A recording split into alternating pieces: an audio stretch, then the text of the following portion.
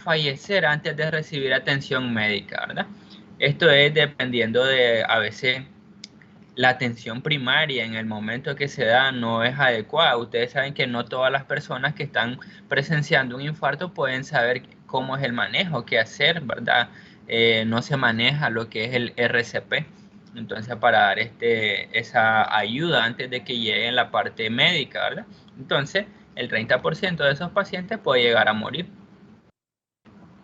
En esta parte, otro dato de las enfermedades cardiovasculares, que es durante la hospitalización, las personas de recibir atención médica, o sea, pueden morir en la parte de cuando ya se están hospitalizados, alrededor de un 10 a un 15%, ¿verdad? Esto es falla ventricular, o sea que fallan los procesos de contracción a nivel de los ventrículos para el bombeo de sangre y oxigenación de todos los tejidos.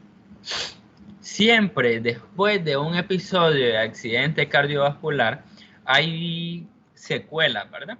El tejido ya no es lo mismo, la función del corazón está disminuida y por ende también hay secuelas de infartos que puedan ser secundarios a ello, ¿verdad? Que puedan seguir después de un primer infarto, un post-infarto, ¿verdad? O sea, una secuela, otro episodio, ¿verdad? De infarto. Eso es aún más peligroso porque tiene una mayor tasa de muerte.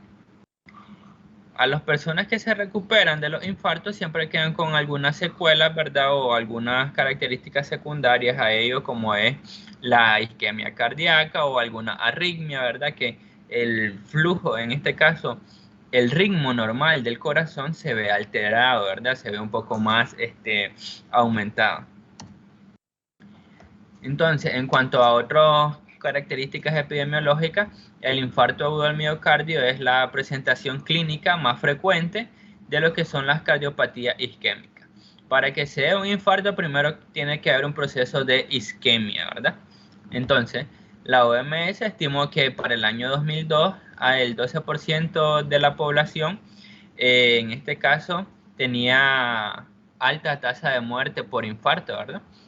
En este caso, la principal causa de muerte fueron los países desarrollados y fue la tercera causa de muerte en países en vías de desarrollo. Ahora, ¿por qué creen que afectó mucho a los países desarrollados? Si pensaríamos que tienen un potencial tecnológico alto. ¿Por qué Por los los hábitos de países vida. desarrollados? Sí, ¿Qué por los hábitos piensan? de vida. Por el estilo de vida. Ustedes saben que en esos países prácticamente no tienen casi tiempo de nada, o sea que todo lo que en la parte de la dieta que comen, comida rápida, comida chatarra, eso aumenta la cantidad de grasa a nivel circulatorio y pueden acumular lo que es grasas en las paredes arteriales y provocar los procesos de isquemia y por ende es más frecuente en esos países lo que son los infartos, ¿verdad? Esos estilos de vida que son muy rutinarios, ¿verdad? Caen en lo que es el sedentarismo, hacen que haya la disminución de hacer ejercicio, una dieta no tan balanceada, y esto va acumulando grasa a nivel arterial y eso puede provocar esos procesos de isquemia y posterior infarto, ¿verdad? Entonces la obesidad es un factor clave en estos puntos. Entonces, en este caso, las patologías que afectan a las arterias coronarias causan una de cada 5 muertes en los Estados Unidos y donde más de 1 millón de personas sufren un ataque coronario por cada año. Ya sabemos que esto es debido a los estilos de vida, esa dieta que no es tan saludable y la falta de ejercicio en ese tipo de personas conllevan a estos procesos. Ahora, a nivel de Nicaragua, ¿ustedes creen que las enfermedades cardiovasculares afectan a Nicaragua? Sí, hay mucha afectación. Que tengamos unas estadísticas muy válidas para eso, podemos decir que no. Hay unas estadísticas, digamos, un poco infravaloradas porque no se reportan todos los casos, a veces a 100 y a cierta, ¿verdad? Porque a veces podemos decir, pudo haber sufrido un infarto, pero no se le confirmó, ¿verdad? A veces por clínica se le trató como un infarto, pero tal vez no se confirmó y no se pasaron esas cifras, o sea que no tenemos una estadística muy acorde con los procesos que pasan a nivel de Nicaragua. Ustedes saben que a veces las estadísticas en Nicaragua son un poco deficientes, a veces no se reportan muy bien los datos, entonces no podemos tener una perspectiva amplia de todo el panorama a nivel nacional debido a esa falta de datos que a veces tenemos. Pero sí hay mucha afectación porque también sabemos que a nivel de nuestro país hay también en este caso, muchos estilos de vida que son similares a los que se ven en los países desarrollados, porque no hacemos ejercicio, comemos mucha comida chatarra, ¿verdad? Caemos en lo que es el sedentarismo en algunos casos, ¿verdad? Entonces también podemos tener altas tasas de obesidad, que son factores de riesgo para esta enfermedad. Entonces ahora, vamos a diferenciar entre qué es isquemia y qué es infarto. La isquemia miocárdica, o sea, la isquemia a nivel de lo que es el músculo cardíaco, es prácticamente la disminución de la oxigenación del miocardio debido a una inadecuada perfusión. En este caso, produce un desbalance entre el aporte y la demanda del oxígeno. Entonces, la isquemia prácticamente es la disminución del proceso de sangre oxigenada a nivel del tejido cardíaco, ¿verdad? Hay poco flujo de oxígeno y por ende no se trabaja de una manera adecuada. Mientras que el infarto ocurre cuando hay una brusca disminución en el flujo coronario, como consecuencia, en este caso, de una oclusión o de un proceso obstructivo a nivel de la arteria, ¿verdad? En este caso vamos a hablar de un trombo o un tromboémbolo, ¿verdad?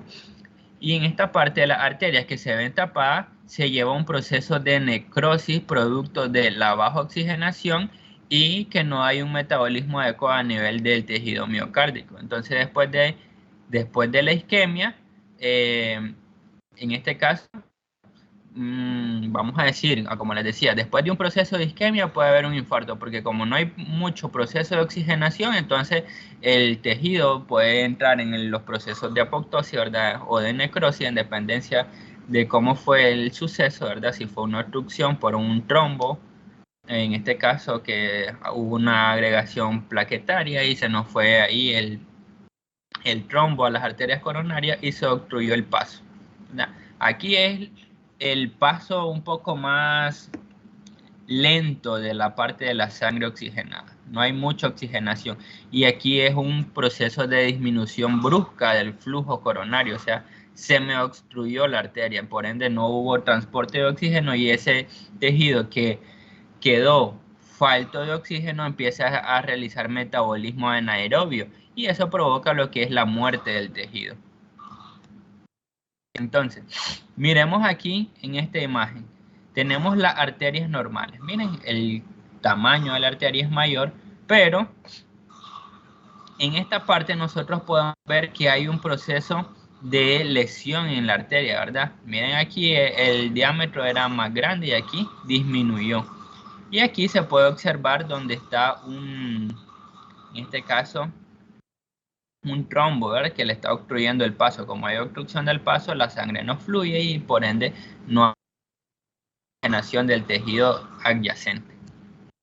Okay. Entonces, ahora, parte importante de esto también son esos procesos a nivel arterial, o sea, en este caso, que no haya una buena función a nivel arterial, como esas disfunciones de los vasos sanguíneos o de las arterias. Entonces, esto es provocado a veces por la acumulación de grasa en las paredes arteriales. Antes de llegar a lo que es la arterioesclerosis, nosotros tenemos la formación de la placa de ateroma, o sea que tenemos ateroesclerosis. Esos dos conceptos hay que manejar. Primero, ateroesclerosis, atero solo, formación de la placa de ateroma, que es la formación de la placa de grasa en la arteria. Cuando ya hay arterioesclerosis, esa placa de ateroma me modificó lo que es el flujo normal a través de esa arteria. Y en esos procesos ya hay respuesta inflamatoria a nivel de la pared vascular, ¿verdad? De las diferentes formas de lesión que pueda tener. En ese caso hay una mayoría de episodios de enfermedad cardiovascular, ¿verdad? Por ende, la arteriosclerosis provoca lo que es una disfunción de los vasos sanguíneos y por ende puede llevar a enfermedades cardiovasculares como el infarto. En este caso, como les decía, como es algo crónico, conduce a la formación de placas de grasa que pueden llegar a ocluir los vasos directamente o mediante la complicación trombótica. O sea, la parte de la placa de grasa que teníamos presente se hizo tan grande que dificultó el paso de sangre a través de la arteria y pudo provocar el accidente cardiovascular, ¿verdad? El infarto. O también el endotelio vascular se pudo romper por acción de esa acumulación de grasa y por ende se dio la activación de las plaquetas para que se formaran los trombos, ¿verdad? La activación de plaquetas para que se formaran los coágulos, que son los trombos que nos van a llegar a obstruir después las arterias coronarias, que son vasos muy importantes que oxigenan todo lo que es el tejido miocárdico, ¿verdad? Todo lo que es el corazón. Entonces, en esta parte de la arteriosclerosis es una enfermedad inflamatoria que es muy compleja y hay distintos factores que pueden llevar a, en este caso, a que se desarrolle esta enfermedad, ¿verdad? Lo que es la arteriosclerosis. Entre los factores de riesgo que se consideran, de los más importantes, podemos mencionar estos 7 como los criterios mayores para esta parte de la arteriosclerosis, como es la hipertensión. La hipertensión es muy importante porque provoca después daño a largo plazo a lo que es el miocardio. La hipertensión, ¿verdad? Que es la presión arterial elevada, hace que a nivel del tejido miocárdico haya mayor presión, ¿verdad? Para, en este caso, bombear la sangre y entonces se esfuerza más el corazón. Después se va quedando más débil y puede provocar esos procesos de daños a nivel cardíaco y una enfermedad cardiovascular producto de ello. La diabetes, otra enfermedad, ¿verdad? Ya vimos que la diabetes es una enfermedad que puede afectar casi todos los órganos, entonces también es un proceso que se tiene que tomar como un factor de riesgo. La persona diabética va a tener accidentes cardiovasculares producto de la formación de placa ateromatosa. La hipercolesterolemia también, porque es lo que me va a formar la placa. El tabaco, muy importante también. Las personas fumadoras pueden tener mayor riesgo de generar lo que es la placa de ateroma y posterior arteriosclerosis. El sedentarismo, no hacer ejercicio ni nada, ser obeso y esa dieta mal balanceada, ¿verdad? Mucha grasa, mucha comida chatarra que no nos ayuda para nada, entonces también hace que se acumule la grasa para la producción de estos procesos, ¿verdad? De la arteriosclerosis. En cuanto a la cardiopatía isquémica, ¿cómo empieza? Puede haber un embolismo arterial, ¿ya? Un émbolo, un coágulo que se me formó en la parte vascular y me llegó a obstruir las arterias coronarias. Primero, una formación de la placa ateromatosa, que es lo que es la aterosclerosis, puede provocar la formación de esos trombos, ¿verdad? Una vasoconstricción, o sea que hay constricción de los vasos sanguíneos y por ende hay menor flujo a nivel de la zona, o también a veces puede haber hemorragia, ¿verdad? Producto del daño a nivel del endotelio. Entonces, ¿qué va a provocar eso a nivel cardíaco? Una perfusión inadecuada, o sea, no hay mucho flujo con sangre oxigenada. El aporte de oxígeno va a ser insuficiente en comparación con la demanda que va a tener la célula o el tejido, ¿verdad? El tejido necesita mucho oxígeno, pero como no hay una inadecuada perfusión, el aporte de oxígeno en ese tejido es inadecuado, por ende no se va a trabajar de una manera óptima. Entonces después esto provoca la isquemia, ¿verdad? Que esa es la disminución de el flujo de sangre oxigenada a través del tejido, ¿verdad? Y si hay isquemia puede haber muerte celular después. ¿Por qué? Si no hay mucho oxígeno y la demanda es grande, esas células pueden llegar a morir porque nosotros trabajamos con oxígeno, ¿verdad? Todas las células de nuestro cuerpo son aerobias, necesitan oxígeno para poder trabajar, para poder vivir. Y si hay muerte celular, quiere decir que hay necrosis y por ende el infarto. Cuando hay necrosis de los tejidos, ya podemos decir que entonces que fue un episodio de infarto, ¿verdad? La necrosis, cuando hay muerte celular. En la isquemia pueden haber alteraciones metabólicas y alteraciones eléctricas. Las alteraciones eléctricas las van a ver en el electrocardiograma, ¿verdad? Pero lo que nos interesa a nosotros, ¿qué va a ser? ¿La parte eléctrica o la metabólica?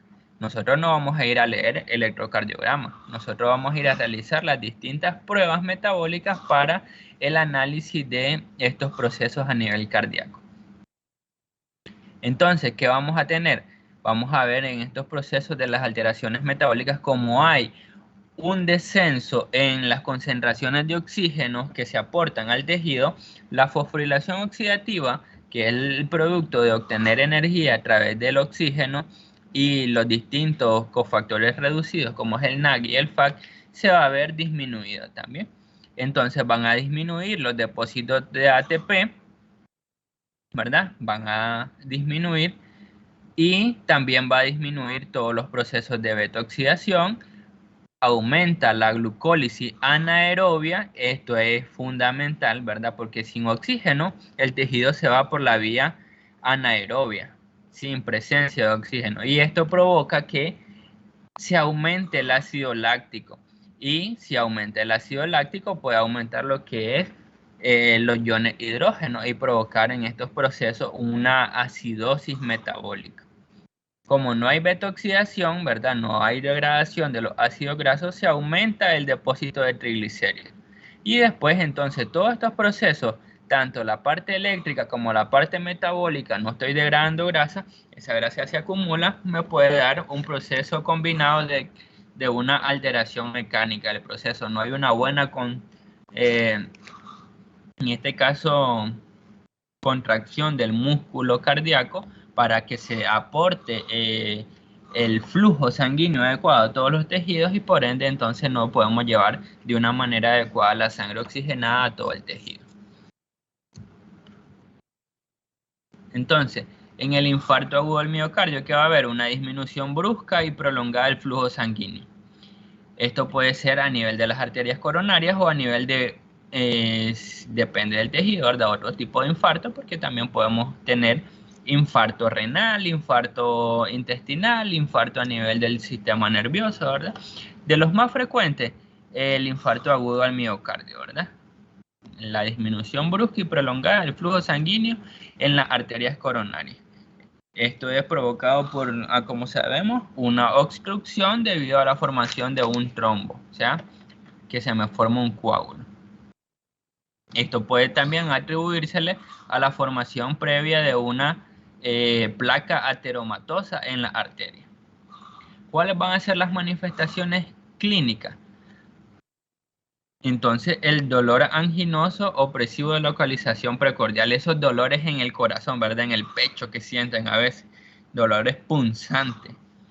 Entonces, ahora, cuando hay infarto, el dolor se irradia a los brazos, desde la base del cuello a la espalda, ¿verdad? Ustedes saben que a veces cuando a las personas le dan infarto sienten como que se les duerme el brazo, más el izquierdo. Entonces, esos procesos son sospechosos de un infarto. Dolor punzante y opresivo en el pecho, más en ese caso, dolor que se le irradia al brazo, son sospechosos, ¿verdad? ¿Qué otra? La sudoración, los mareos y la ansiedad. También se le puede unir lo que es en este caso, una dificultad respiratoria, ¿verdad? Porque no hay un aporte adecuado de oxígeno a todos los tejidos. Entonces, en este caso, la acumulación de la placa ateromatosa tiene un papel muy importante porque va a disminuir lo que es el diámetro de las arterias para que no haya un flujo adecuado de sangre. Entonces eso me puede provocar el trombo que me va a venir a obstruir ¿qué? Estas arterias. Miren, estas arterias que son las arterias coronarias son las que se obstruyen, y si no hay aporte de oxígeno a esta parte del tejido, este tejido se puede necrotizar y no hay contracción muscular del músculo cardíaco y por ende no hay bombeo de sangre. ¿Cuáles van a ser la parte diagnóstica para las personas que puedan haber sufrido un infarto agudo del miocardio? A veces todo se basa inicialmente en la parte clínica, ¿verdad? La historia clínica del paciente, todos los síntomas que ha presentado, ya sea en el momento o tiempo atrás, ¿verdad? La parte de la historia. Y ahí tal vez en el momento no sintió mucho dolor, pero ya había sentido tiempo atrás esos dolores en el pecho, ¿verdad? Esos dolores punzantes en el pecho, ¿verdad? Entonces eso es a lo que le denominan preinfarto, pero entonces también es sospechoso porque eso me va a ayudar a decir si puede estar propensa o no. Si en la familia ya han sufrido episodios de infarto anteriormente, también es importante, ¿verdad? La historia familiar. Y en este caso, ese dolor que dure más de 30 minutos, ese dolor esté en el pecho punzante, que dure más de 30 minutos, es sospechoso de infarto, ¿verdad?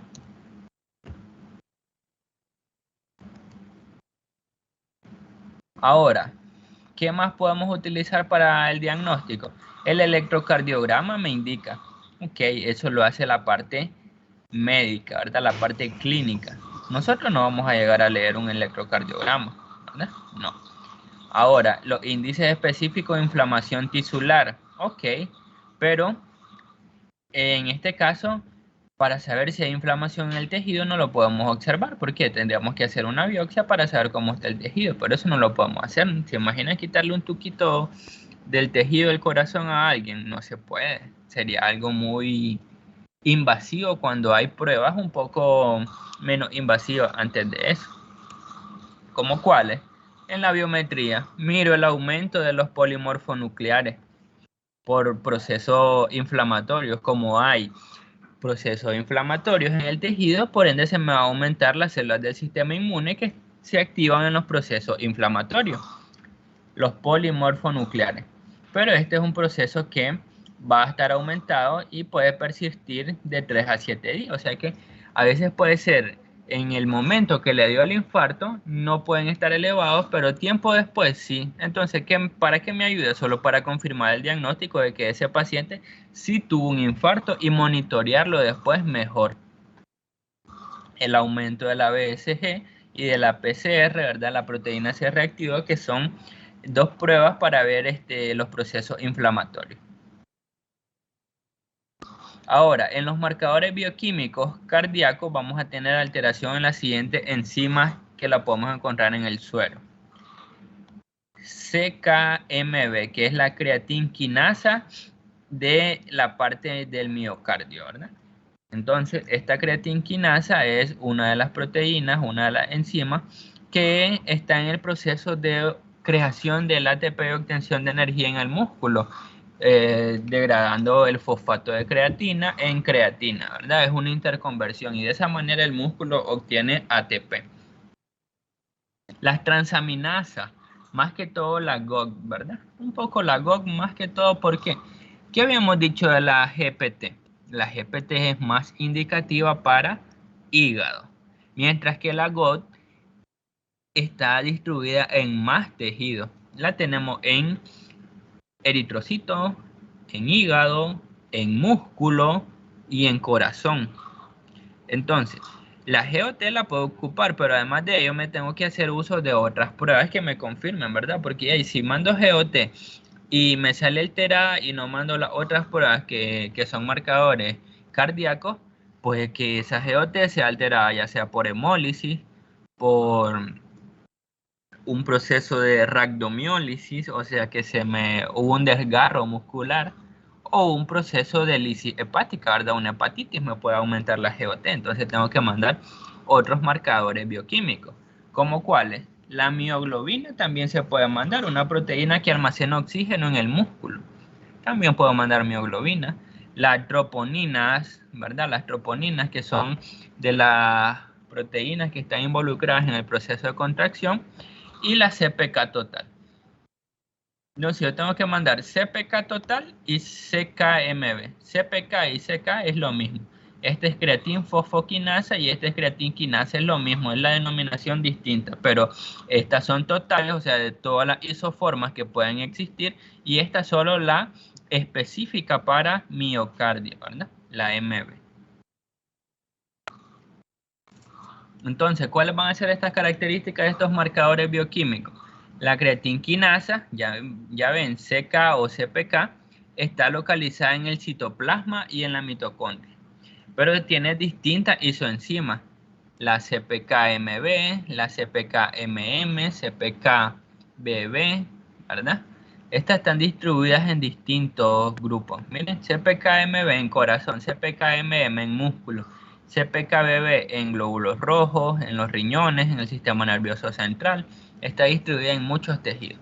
Pero ¿cuál es la específica para corazón? La MB. Entonces, la isoenzima o la isoforma que yo quiero de la creatinquinasa es la MB. ¿Y qué me van a diagnosticar? Infarto agudo del miocardio, un trauma muscular por producto del ejercicio, de los pinchazos, ¿verdad? La lisis de los glóbulos rojos. En este caso, es un sensible y específico marcador precoz de estas enfermedades. Más de los infartos al miocardio, la isoenzima MB es un marcador sensible y específico, pero tenemos que saber cuándo mandarla. Ahora, la GOG o AST, según el tipo de nomenclatura que utilicemos, ya sabemos que está en citoplasma y mitocondria. Y está presente en hígado, corazón, músculo, ¿verdad? Entonces es distinta para ver muchas patologías, pero por ende yo tengo que acoplar marcadores cardíacos además de estas otras enzimas, porque me puede ver infarto agudo al miocardio, me puede ver enfermedades hepáticas, me puede ver lisis de los eritrocitos, me puede ver lisis muscular, ¿verdad? Entonces eso tiene que tomarse en cuenta siempre. Ahora, esto es lo que yo les decía, tienen que saber cuándo mandarlas, porque en este caso, lo que podríamos decir como en este caso sería como, ¿cómo les podría decir que sería? Como el tránsito normal de las enzimas en la enfermedad, digamos, cuándo se elevan, a qué hora se elevan para saber cuándo mandarlas, ¿verdad? Sería como la cinética de los marcadores cardíacos. Digamos, si a un paciente le acaba de dar un infarto, yo no le voy a mandar las pruebas en ese momento. Si acaba de sufrir el proceso, no se van a activar todos estos marcadores, ¿verdad? Si se acaba de dar la lesión en el momento, esos marcadores en sangre no se van a elevar si apenas el proceso se está dando, ¿verdad? Entonces no vamos a tener un buen proceso de diagnóstico. Y la mayoría de los pacientes que les mandan las pruebas en el proceso de que ya le dio el infarto, digamos que el clínico sospecha de que hay un infarto porque ve todas las características y manda en ese momento los exámenes, les van a salir dentro de los valores normales. ¿Y qué le van a decir al paciente? Ah, no fue un infarto, fue cualquier otra cosa menos infarto. ¿Por qué? Porque en ese momento no se habían elevado ninguna de las pruebas para diagnosticar el infarto. En el momento no se la van a elevar, sino que se elevan tiempo después de que se dio la lesión. ¿Quién es la primera en que empieza a elevarse y que podemos mandar? A las 6 horas, nosotros podemos mandar la CPK, las totales y la MB. Son las que aparecen primero. Después, alrededor de las 12 horas llegan a su punto máximo la elevación de la GOG, ¿verdad? O la AST. Y a un cabo de 24 horas la LDH, que es otro marcador de lisis, ¿verdad? Ellas se elevan en ese tiempo, pero permanecen todavía hasta 3 días después del proceso, ¿verdad? Hasta 3 días después se empiezan a normalizar los valores de estas pruebas debido a la lesión que sufrió la persona. O sea que si el familiar lo llevó a tiempo, ¿verdad? Después del dolor y se le diagnosticó y se les mandaron las pruebas para infarto, le van a salir entre los valores normales. ¿Por qué? No se han elevado ninguna. Se recomendaría entonces tomar las pruebas 6 horas después, por lo menos, de lo que fue el primer la primera manifestación clínica del dolor en el pecho, ¿verdad? 6 horas después. Ahí yo sí puedo medir los marcadores cardíacos, ya van a estar un poco más elevados. Pero si los mando en el momento en que sufrió la lesión, no le van a salir nada, le van a decir que no tiene ningún proceso porque todos van a estar dentro de los valores normales.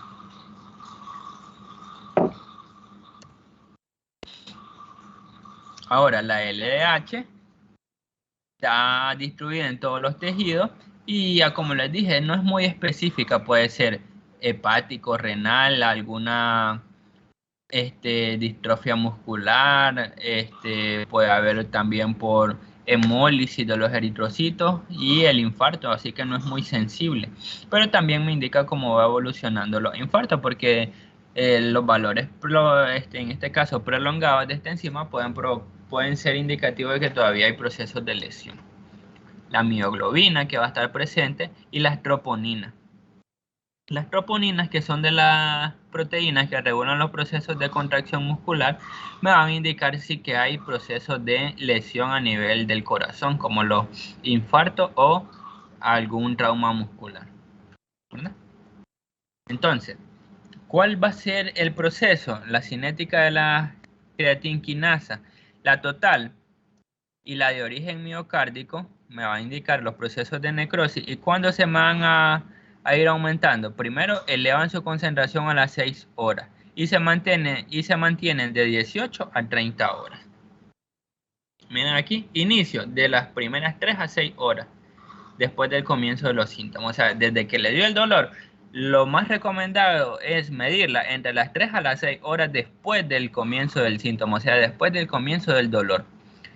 Después, ellas se normalizan entre las 18 a 30 horas, todavía mantienen esos puntos altos y se van normalizando a las 72 horas, ¿verdad?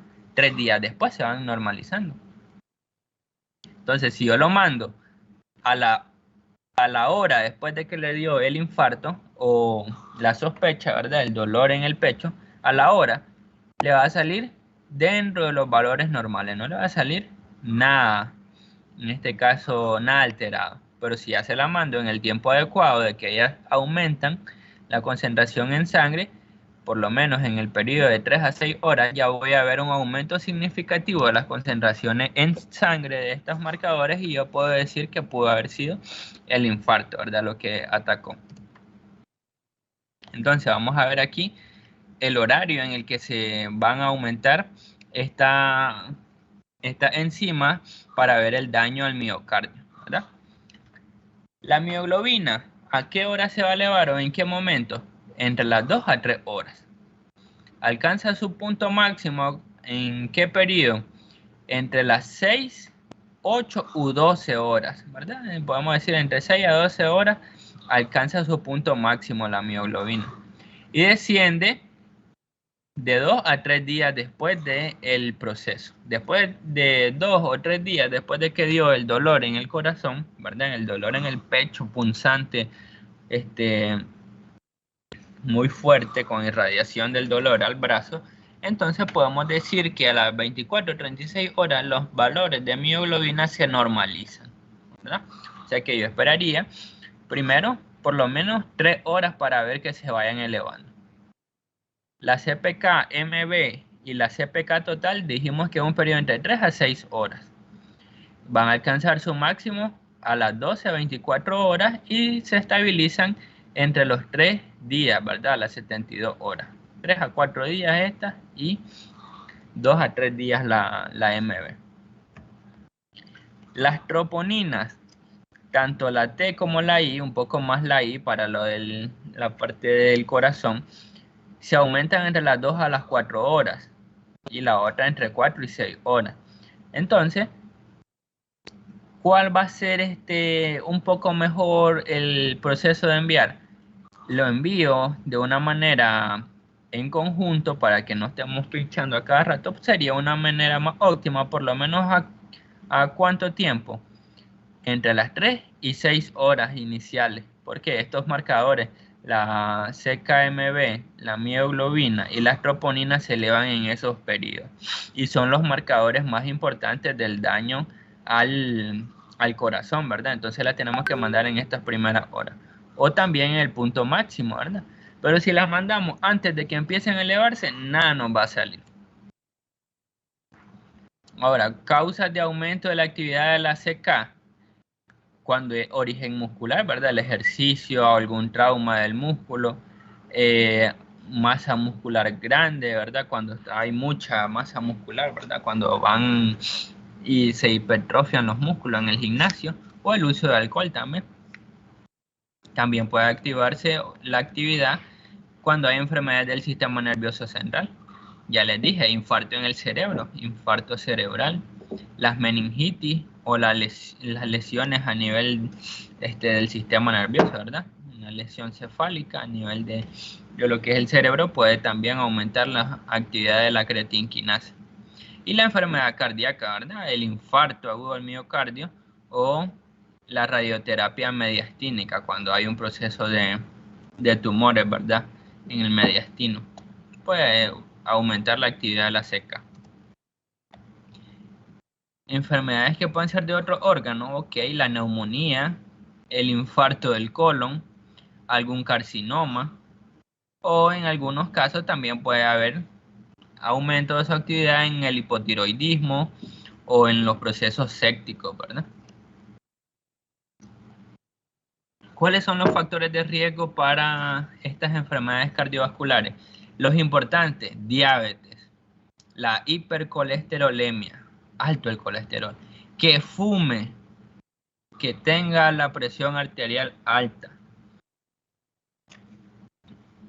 que un hombre sea mayor de 45 años, ¿verdad? Ya es un factor de riesgo.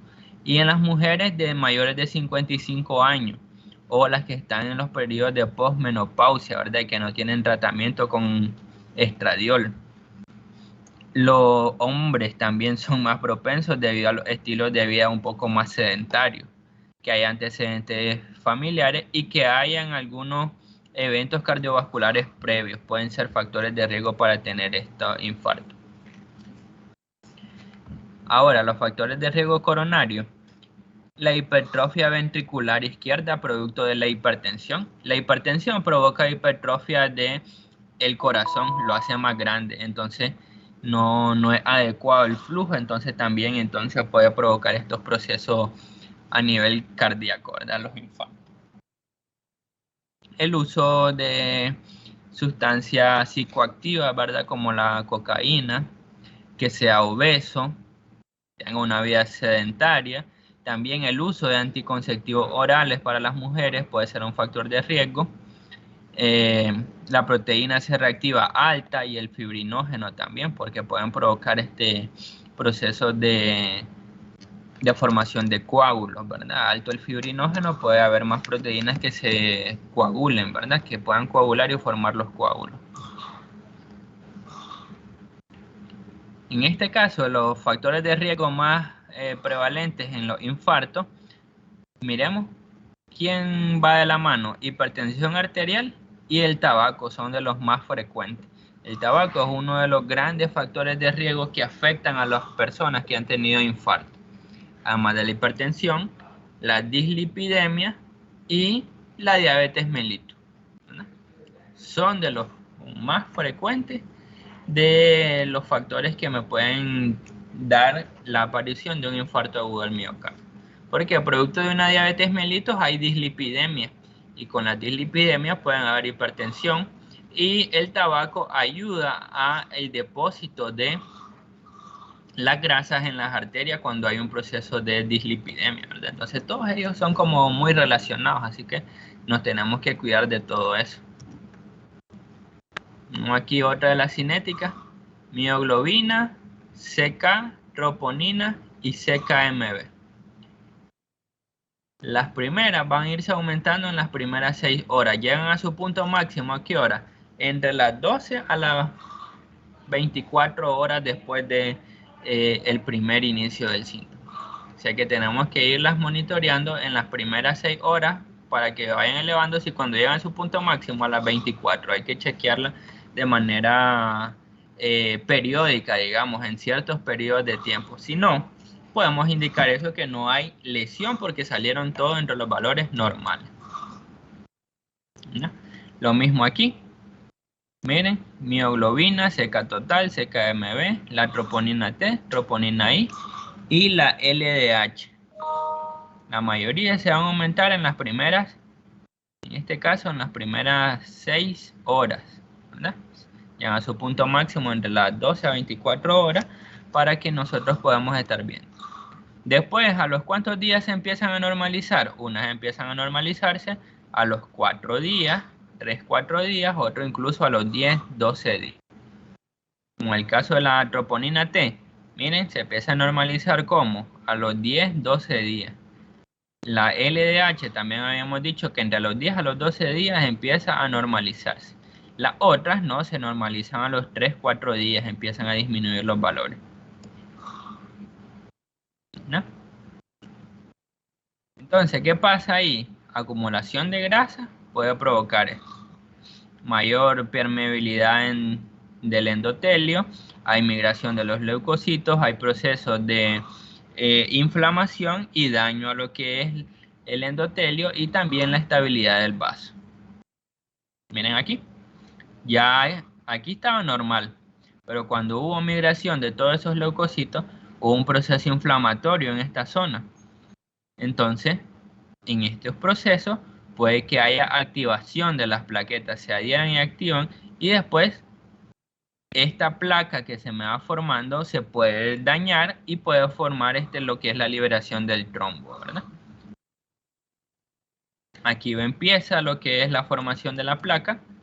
Después esa placa puede dañar el endotelio, y si hay daño al endotelio hay exposición del tejido tisular y se activan las plaquetas. Las plaquetas se activan y se agregan y me forman lo que es el tapón plaquetario. Ese tapón plaquetario después me va a provocar acumulación de más tejido, porque primero las plaquetas se activan y hasta después se me forma lo que es el coágulo ya por activación del fibrinógeno en fibrina y acumulación de células sanguíneas como glóbulos rojos, glóbulos blancos, más plaquetas y la fibrina. Después ese trombo puede seguir aumentando y después se puede liberar y obstruir las arterias coronarias, ¿no? La placa ateromatosa, después esta placa se daña, se agregan las plaquetas, se forma el trombo y puede haber un émbolo, ¿verdad? Ese trombo se despega y se obstruye. O también esta placa puede estar estable, pero también a largo plazo puede haber una oclusión y también un déficit en lo que es el flujo sanguíneo normal. Entre las formas de presentación puede haber una sintomática, ¿verdad? Que no produce muchos síntomas, ¿verdad? Solo pasa un poco desapercibida. Pero también podemos tener una angina crónica. La angina o angina de pecho es lo que se considera o le dicen como el preinfarto. Solo los dolores punzantes a nivel del pecho rápido, ¿verdad? No muy prolongados ni con irradiación al miembro, a los brazos, ¿verdad?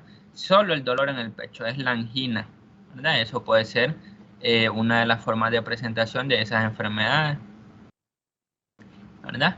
Es angina, el infarto agudo del miocardio sin aumento del segmento Q o con aumento del segmento Q, o una muerte súbita del paciente, ¿verdad? Y un solo puede llegar a morir. En este caso, la angina que es el dolor precordial que recurre bajo ciertas circunstancias, ¿verdad? Es denominado así lo que es la angina de pecho como el preinfarto, son esos dolores solo. Los síntomas comienzan usualmente con baja intensidad y se incrementan en 2 a 3 minutos, ¿verdad?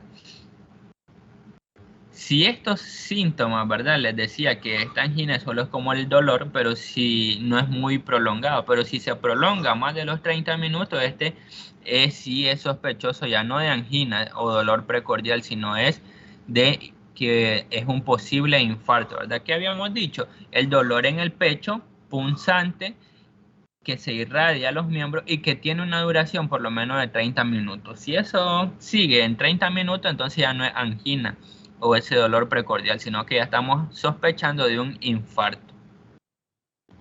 Esto puede reducir un poco el flujo de sangre al miocardio, que es causado siempre, ¿verdad?, por la obstrucción de las arterias coronarias producto de un trombo, ¿verdad? Esta vez es raramente causado por espasmo, ¿verdad? Eso como que se contrae el músculo o la arteria de manera rápida y espontánea, ¿verdad? Sin necesidad de que haya un proceso patológico, raramente, ¿verdad? Y todo eso va a disminuir el flujo de oxígeno al tejido y por ende vamos a tener la sintomatología presentada. ¿Cuál es el manejo después de estos pacientes? Que dejen de fumar, disminuir los niveles del colesterol y triglicéridos, o sea, manejar de una manera adecuada su dislipidemia y disminuir los niveles de LDL, que son los más, el conocido como colesterol malo, que es el que se acumula en las placas de la arteria, ¿verdad? En las paredes arteriales. Si disminuimos el LDL, puede disminuir la probabilidad de tener un infarto. Aumentar la actividad física, por lo menos 40 minutos, 3 veces por semana, o si se puede más. Mantener a personas con un peso óptimo, ¿verdad? No en sobrepeso. Hay que mandar en este caso algunos antiplaquetarios, ¿verdad? Unos que me eviten los procesos de coagulación como la aspirinita, ¿verdad? La aspirina, o algunos inhibidores de la enzima convertidora de angiotensina, y el control normal de la presión arterial, ¿verdad? Mantener la presión arterial si es hipertenso dentro de los valores normales haciendo uso de sus fármacos. Si todo esto se trabaja de manera adecuada, digamos que el estilo de vida del paciente que haya tenido un infarto puede mejorar, ¿verdad? Pero si esto no se maneja de manera adecuada, el paciente sigue fumando, come una dieta rica en grasa, la dislipidemia alta, ¿verdad? El colesterol alto, los triglicéridos altos, no hace actividad física y sigue siendo obeso, es más propenso, tiene más riesgo de provocar un segundo infarto y morir de una manera más rápida. ¿Por qué? Ya el segundo infarto ya hay tejido que está débil en el corazón. Si lo llega a afectar un segundo infarto, ese tejido queda aún más débil que el corazón no va a poder resistir el trabajo y toda la presión que se ejerce para el bombeo y puede dejar de funcionar de manera súbita y lo que va a provocar la muerte rápida del paciente. Por ende, el manejo es adecuado ya después cuando se da la primera lesión. El manejo es importante en el seguimiento de los pacientes con infarto, ¿verdad?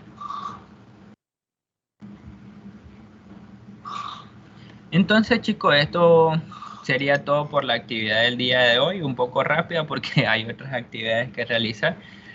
Lo otro es que este viernes vamos a estar ocupados, entonces no vamos a poder hacer el laboratorio de la rotación igual, entonces vamos a trabajar como la semana pasada, el día jueves. El laboratorio va a ser de prueba hepática. Como he estado ocupado no le he podido mandar los prospectos a Edward, pero mañana sí se los voy a tener, así que Edward puede venir mañana por los prospectos para que vayamos avanzando con el material que van a necesitar para el laboratorio número 4, que va a ser de pruebas de función hepática, ¿vale? Así que eso sería todo por la actividad del día de hoy, chicos. Pasen buenas tardes. Buenas tardes.